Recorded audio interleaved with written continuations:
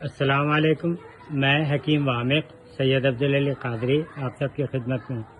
ایک ویڈیو میں پہلے گلاب پر بنا چکا ہوں جس میں میں نے پڑھا تھا کہ پھول کی پتی سے کٹ سکتا ہے ہیرے کا جگر،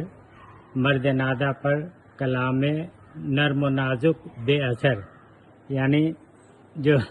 پھر دوسرا مصرع جو ہے مرد نادہ پر کلام نرم و نازک بے اثر، اس کو چھوڑ دیجئے. وہ یہاں پر موضوع جب میری ہم جس عنوان جو بنا رہے ہیں گلاب کو، تو یہاں پر وہ پچھلا مصرع تو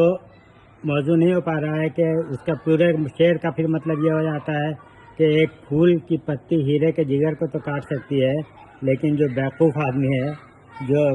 اٹھارہ آدمی ہے، اس کے سامنے آپ لاکھ اچھی باتیں کریں، وہ اس پر کوئی اثر انداز نہیں ہو سکتا. لیکن یہ نرم و نازک پھول جس موضوع پر اس گلاب پر اس کی افادیت پر بات بہت زیادہ کرنے کی ہے، یہ اکیلا گلاب جہاں ایک طرف ہیرے کے جگر کو پاش کر کے اس کا کشتہ بنا دیتا ہے اور کھانے کے لائق بناتا ہے، وہیں یہ جسم میں آنے والی کسی بھی طرح کی سوجن کو دور کرنے میں نہایت اہم کردار ادا کرتا ہے. جس میں چاہے وہ معدے میں سوجن ہو، جگر پہ سوجن ہو، گردے پر ہو، قلب میں سوجن ہو گئی ہو، یا لنگس جو ہے متاثر ہو گیا ہو اور کھانسیاں بہت زیادہ آ رہی ہوں، ہر میں اکیلا تازہ گلاب اس طرح سے اگر یہ مل جائے، اگر نہ بھی ملے اور اس طرح کا سوکھا ہو جائے اور یہ پتیاں کچھ زمین میں گر گئیں، اس طرح کی پتی آپ کو بازار میں بھی مل جاتی ہے. بس شرط یہ ہے کہ اس میں لالی باقی رہے. وہ لے کر اس کی اگر 3-4 پکڑیاں روزانہ کھا لیا جائے تو جسم میں پیدا ہونے والی کوئی بھی خشونت، کوئی بھی انفیکشن کو دور کرنے میں یہ اکیلا گلاب بہت معاون ثابت ہوتا ہے. اور نہ اس میں کسی طرح کے کوئی قید نہیں ہے کہ ڈائبٹیز والے نہیں کھا سکتے ہیں یا اور بھی نہیں کھا سکتے ہیں. تو اس طرح اور اس کا ایک چھوٹا سا نسخہ حکیم عبداللہ صاحب نے عرض کیا ہے، وہ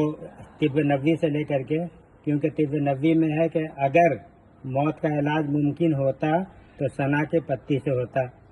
تو سنا کی پتی کا وین آف وینلیٹس جو ہوتا ہے، جیسے اگر ہم اس کو ابھی وہ یہاں پہ سنا نہیں ہے، لیکن یہ اگر گلاب کی پتی لیں تو اس میں یہ جو آپ دیکھ رہے ہیں یہ ساری یہ لمبی وین ہے اور اس کے الگ الگ جو وینلیٹس ہے، تو اس کا جو پتا لیں گے سنا کا، تو اس کو توڑ کر کے اس کی وین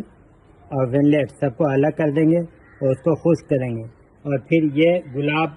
بازار میں بھی مل جاتا ہے. کئی بار ہو کر کے آتا ہے، کئی دفعہ کہیں بھی چڑھتا ہے، چڑھ کے اس کا بزنس کئی روٹیشن اس میں بہت زیادہ ہوتا ہے. تو یہ مل جائے گا تو دونوں کو برابر مقدار میں پیس کر کے پاؤڈر کر لیں، اور پھر اس کو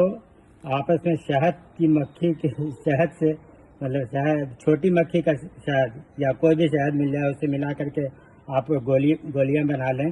اور اس گولی کو کھائیں تو وہ چہرے کی جھریاں جو پڑ جاتی ہیں بڑھاپے میں، وہ سب جو ہے وہ دور ہوگی اور ٹوٹی پوٹینسی کا کام کرے گی. یعنی آرگن اگر تھوڑا جس کے اندر دوبارہ مائٹوسس ہوتا ہے، دوبارہ وہ ریجنریٹ ہوتا ہے جو آرگن، اس کو ریجنریٹ کرنے میں وہ گولیاں معاون ثابت ہوتی ہے. تو یہ اور اکیلا گلاب بھی اگر آپ استعمال کرتے ہیں اور اس کو لیتے ہیں کھاتے ہیں تو بہت زیادہ اس سے فائدہ حاصل کیا جا سکتا ہے. جہاں تک نقصان کی بات ہے تو ابھی تک میری نظر میں اس کا کوئی نقصان سامنے نہیں آیا ہے. کسی صاحب کو آ جائے تو اپنے حکیم سے مل کر اس سے پریشانی کو دور کریں. کسی دفعہ ہم نے روز ہپ کا تذکرہ کر دیا تھا، تو روز ہپ جو ہے جس کی گولیاں بنا کر کے ارتھرائٹس میں اور سب میں بنائی جا رہی ہیں، وہ بھی اسی ہمارے گلاب کا ہی ہے. یہ جو پورا گرتا ہے تو اس کو یوں ہی چھوڑ دیا جائے گا تو یہ پھر اندر سے ایک بہت ہی بڑا گول ایسا یہ پھل کی شکل لے لیتا ہے. تو یہی جو ہے وہ روز ہپ ہے جو ہندوستان میں پائے جانے والے اس جنگلی ایک طرح کے یہ جنگلی گلاب ہے. یہی اصلی گلاب ہے، جنگلی گلاب ہے، یہی گلاب ہے. باقی جتنا گلاب سب آتا ہے وہ بڈنگ سے اس کے اندر کوئی افادیت نہیں ہوتی ہے، ادویاتی کوئی افادیت اس کے اندر نہیں ہے، وہ صرف دیکھنے کے لیے ہی اچھا ہے۔ ایک پھول آپ کا اگر جاتا ہے صرف ایک ایسے تو بہت زیادہ کیاریاں بنائی جا سکتی ہیں، لیکن ایک پھول بھی دیکھیے آپ کو کتنا ایک درخت بھی اس کا کتنی کلیاں دیتا ہے، کتنا پھول اس میں رہتا ہے۔ تو یہ ایک بہت تھوڑا سا لمبا ویڈیو 6 منٹ کے قریب کا، پھر کسی موضوع پر بات کریں گے انشاءاللہ۔